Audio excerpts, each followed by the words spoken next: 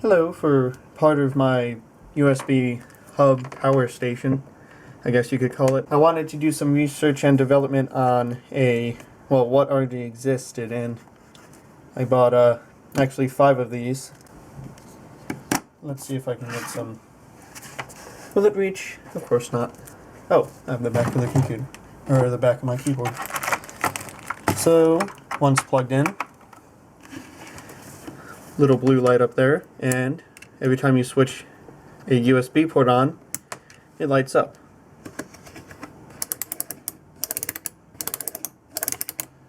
Let's try it out.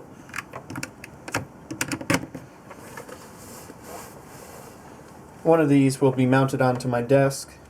One of these I'm using for prototyping. Oh, there it goes. Connected as media device. So it works. I trusted that all of the other ports will do the same exact thing. Now, because there's only one USB port in, it might need extra power, so we have the small DC jack in. I also wanted to see if I could reverse engineer it to do exactly what I wanted to, because this can't provide 2.1 amps for all 7 outlets or USB ports. There we go. This is press fit together, so there will be no screws, even though I'm sure that there will be a place for screws. Wow, this is absolutely useless. Come on.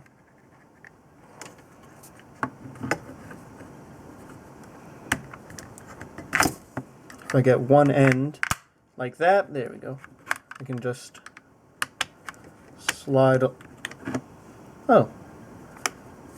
It looks like it could be screwed in, but it wasn't. Much better. Okay. And let's zoom in.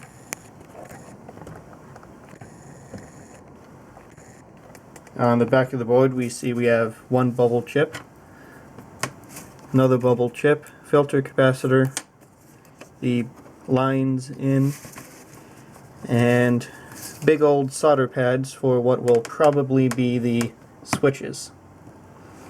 You can see that down here where the USB port is soldered on, the grounding or the case ground on it is not all the way soldered in. This could be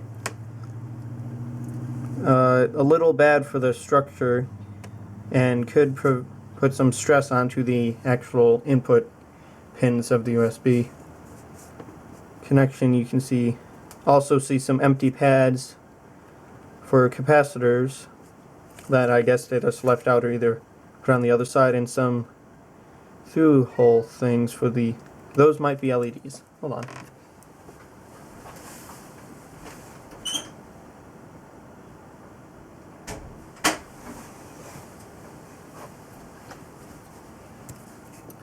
Like they did not put on the right amount of flux or even bothered to clean off the flux, as there is flux residue almost everywhere. And let's see the other side.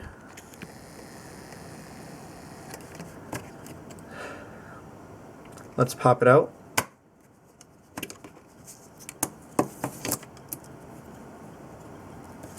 This is the housing, and this is the main board. Before where I said that these are for the LEDs, if you flip it over, we can see that these are marked C12, well C10 through C8. So those are obviously for capacitors that they decided that they did not need. You can see the small 3.5 millimeter blue LEDs here. And on the side, the switches say that they are rated these are rated at 3 amps at 250 volts AC or 6 amps at 125 volts AC. So these are actually pretty good switches.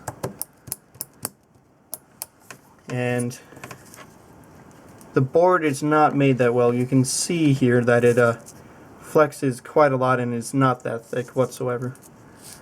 So that could be damaging for if you put it into a stressful situation.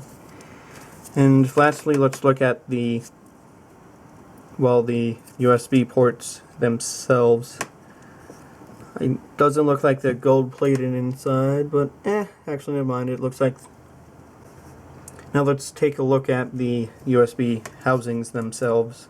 It looks like they're gold plated on the inside and are, well, your usual USB ports. It doesn't really matter much, at least as long as they're not going to fall out, which they don't feel like they will. But still, about the casings not being soldered in correctly. You could of course go there with your soldering iron and do those yourselves for added stability, and also maybe redo any others. There's a little, what's that? Here we have a solder bridge, so that means that these are probably hand soldered, or really, or at least, oh! What's this? The little lead broke off by me just touching it. So, on the customs declaration form on top of the package, it said that these are worth $2, and it looks like it's worth every penny. I'm surprised that they were able to get it that low with 7 rocker switches and 7 USB ports. But they still managed to do it, and I guess they did that by skimping on the quality of their components. I'll be fixing that before I use these anymore, and probably, redoing the grounding on each one of these anyway, so.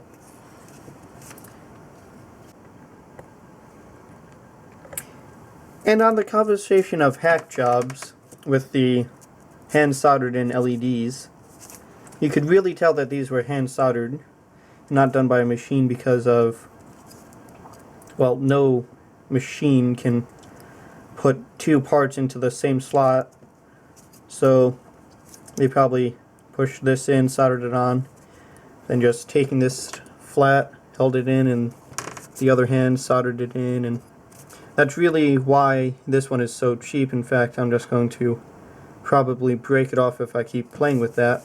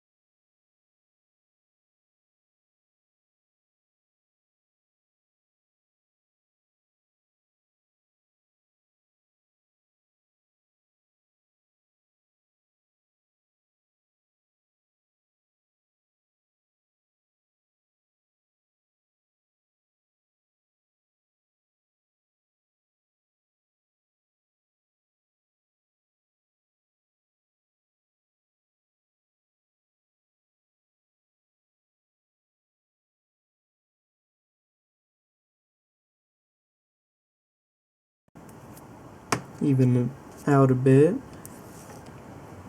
They did a really nice job of disguising the cost of this with a somewhat decent case for it. I have 4 of these to solder and then I'm all good. Now I can go on to making this thing work as part of the prototype for the charging station.